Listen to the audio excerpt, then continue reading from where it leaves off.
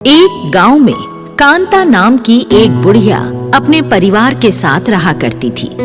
बुढ़िया के परिवार में उसके 2 बेटे और एक बहू थी। कांता के बड़े बेटे की शादी हुए 7 साल हो चुके थे, लेकिन वो अभी तक निसंतान था। कांता की दोनों आंखों में मोतियाबिंद उतर आया था, इसलिए अब कांता को साफ तौर पर दिखाई देना भी बंद हो गया था। कांता बचपन से ही गणेश जी की पुजारिन थी। वो रोज सुबह गणेश जी की पूजा करने के बाद ही दूसरे कामों को हाथ लगाती। ये उसका नियम था। गरीबी के कारण उसके घर की हालत भी कुछ ज्यादा अच्छी नहीं थी। एक दिन उसका बड़ा बेटा उससे कहने लगा, माँ, इस गांव में करने के लिए कुछ ज्यादा काम नहीं है। घर का गुजारा भी ठीक से नहीं चल पा रहा है, इसलिए मैं शहर जाकर कुछ काम करने की सोच रहा हूँ। ठीक है बेटा, तू कमाने के लिए शहर चला जा और तेरा छोटा भाई यहीं रहकर कुछ कर लेगा। हाँ माँ, यही ठीक रहेगा। तभी छोटा बेटा भी आ गया और कहने लगा, भैया, भाभी ने मुझे बताया तुम शहर जा रहे हो काम करने। हाँ छोटे, मैं शहर जाकर कोई काम करूंगा। तुम यहाँ गांव में रहकर माँ की देखभाल करना। ठीक है भैया, आप आराम से शहर जाइए। माँ की फिक्र मत कीजिएगा, मैं खूब अच्छे से ध्यान रखूंगा। और बड़ा बेटा चला गया। बड़े बेटे की गैर हाजिरी में छोटा बेटा घर की जिम्मेदारी संभालने लगा। छोटे बेटे ने गांव में एक छोटी सी परचून की दुकान खोल ली। वो सुबह से शाम तक अपनी दुकान पर बैठकर दुकानदारी करता और शाम को घर की जरूरत का सामान खरीदकर घर लौट आता। ऐसे ही एक दिन की बात है। रात के समय घर के तीनों सदस्य बैठे हुए खाना खा रहे थे, लेकिन कांता को कुछ भी नजर न आने के कारण वो खाना नहीं खा पा रही थी। कांता का हाथ कभी कटोरी से टकराता तो कभी गिलास से टकरा जाता। सास की ये हालत देखकर बड़े बेटे की पत्नी कहती है, देवर जी, सासू माँ को तो अब बिल्कुल भी कुछ नजर नहीं आता। इनकी ये हालत मुझसे नहीं देखी जाती। हाँ भाभी, मोतियाबिंद के कारण माँ की आंखों की रोशनी पूरी तरह चली गई है। अब हम इसमें क्या कर सकते हैं? अरे मैं तो कहती हूँ इन्हें किसी अच्छे से आंखों के डॉक्टर को दिखा दो। क्या पता इलाज होने पर इनकी आंखें ठीक हो जाएं। भाभी, काश मेरे पास इतने पैसे होते तो मैं कल ही माँ को डॉक्टर के पास ले जाता। अरे बेटा, हम गरीबों के पास ढंग से खाने के लिए रोटी तो है नहीं। मेरी आंखों का इलाज भला कैसे होगा? शायद मेरे गणपति जी की यही इच्छा है कि मैं अब इस संसार को ना देखूं। माँ जी, आप चिंता मत कीजिए, मैं हूं ना, मैं आपकी आंखें बनकर रहूंगी। इसी प्रकार कांता के दिन बीत रहे थे। फिर एक दिन की बात है, पड़ोसी की एक बच्ची कांता के पास आई और कहने लगी, दादी, हमारे घर में आज गणेश पूजा है। माँ ने आपको बुलवाया है।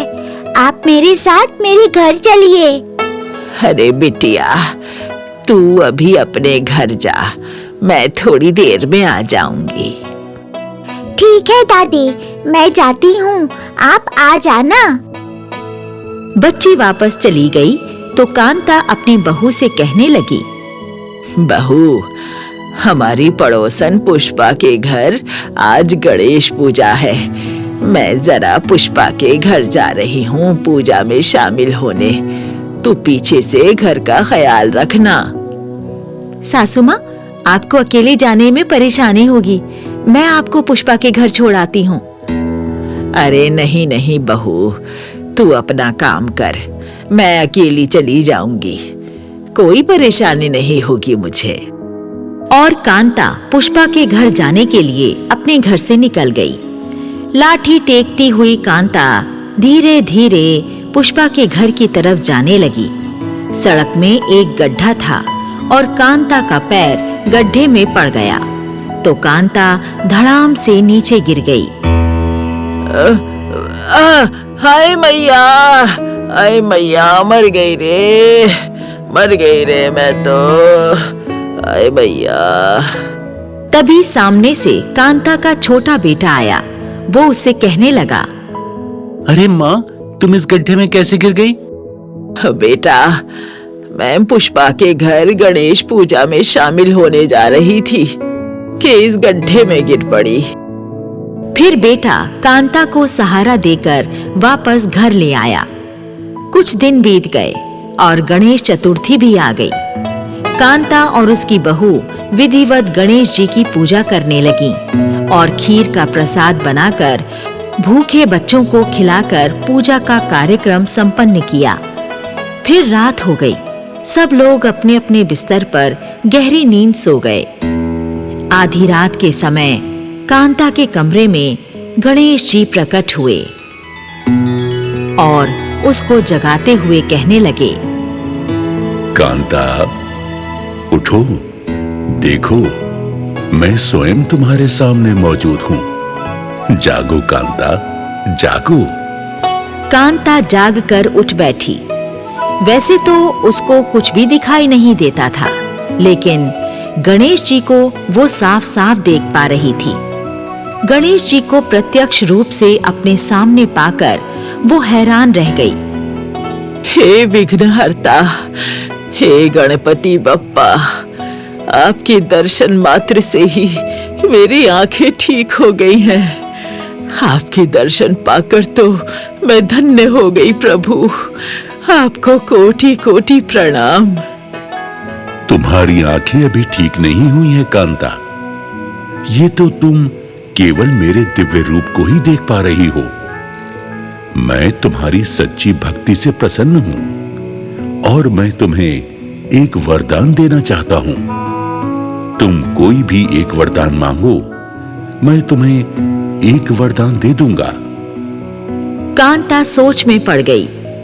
समझ में नहीं आ रहा प्रभु, मैं क्या वरदान मांगू? मेरी तो बुद्धि ही काम नहीं कर रही है। मैं जानता हूं पुत्री, तुम इस समय एक विचित्र परिस्थिति में उलझ गई हो। तुम समझ नहीं पा रही हो कि मुझसे क्या वरदान मांगो। हाँ मेरे भगवान, बिल्कुल यही बात है। तो तुम ऐसा करो पुत्री, अच्छी तरह सोच विचार कर लो, अपने सगे संबंधियों से सलाह कर लो कि तुम्हें कौन सा एक वरदान मुझसे मांगना चाहिए। मैं 2 दिन बाद फिर आऊंगा, तब तुम मुझसे वरदान मांग लेना। फिर गणेश जी अंतर्ध्यान हो गए और कांता फिर से सो गई। अगले दिन सुबह जागने पर कांता अपनी बहू को गणेश जी के वरदान वाली बात बताती है और बहू से पूछती है, बहू, तू मुझे बता, मैं गणेश जी से क्या वरदान मांगूं? सासू माँ, आप गणेश जी से पोता मांग लेना, यही सबसे बेहतर वरदान रहेगा। कांता फिर अपने छोटे बेटे से पूछती है, बेटा, रात गणेश जी मुझे दर्शन दे गए। उन्होंने मुझसे कोई भी एक वरदान मांगने को कहा है। तू बता, मैं भगवान से क्या मांगू? माँ, तुम तो जानती हो, हम लोगों को अच्छा जीवन जीने के लिए धन की बहुत जरूरत है, इसलिए तुम गणेश जी से ढेर सारा धन ही मांग लेना। कांता सोच में पड़ गई। बहू, अपने मतलब का वरदान मांगने की सलाह दी गई। मेरा बेटा अपने मतलब का वरदान मांगने को कह गया। अब मैं क्या करूं? फिर थोड़ी देर बाद कांता की पड़ोसन पुष्पा कांता से मिलने आई, तो कांता ने पुष्पा को भी सारी बात बताकर कहा, अब तू ही बता मुझे, पुष्पा, मैं गणेश जी से क्या वरदान मांगूं? अरे चाची, मेरे हिसाब से तुम्हें ज्यादा अपनी आंखों की जरूरत है, इसलिए तुम आंखें ठीक होने का वरदान ही मांग लेना। पुष्पा की बात सुनकर कांता गहराई से कुछ सोचने लगी। फिर रात हो गई और कांता गणेश जी के आने का इंतजार करने लगी। आधी रात के बाद गणेश जी प्रकट हुए और पूछने लगे, हाँ तो कांता, बताओ मुझे, तुमने क्या वरदान मांगने के बारे में सोचा है? हे विघ्नहर्ता, मैं आपसे ये वरदान चाहती हूँ कि मैं अपने पोते को सोने के पलंग पर अपनी आंखों से सोता हुआ देखूं। बस यही एक वरदान मुझे दे दो प्रभु। कांता के वरदान मांगने पर गणेश जी मुस्कुराकर कहने लगे, तुम बहुत ही चतुर हो पुत्री। तुमने एक ही वरदान में मुझसे 3 वरदान मांग लिए। तुम अपनी चतुराई से मुझे ठग रही हो। हे गजानन, मुझे जो मांगना था सो मैंने मांग लिया। अब आप मुझे मेरा मांगा हुआ वरदान देकर अपना वादा पूरा कीजिए। मैं तुम्हारी इस चतुराई भरी ठगी से भी प्रसन्न हूं पुत्री। तुम्हारा मांगा हुआ ये वरदान अवश्य पूरा होगा। तथास्तु। वरदान देकर गणेश जी अंतर्ध्यान हो गए। कांता की आंखों की रोशनी वापस लौट आई और उसका पुराना घर बड़े आलीशान मकान में बदल गया, जो कि सोने के पलंग और कीमती चीजों से भरा हुआ है। और कुछ महीनों बाद कांता की बहू को एक सुंदर बेटा हुआ।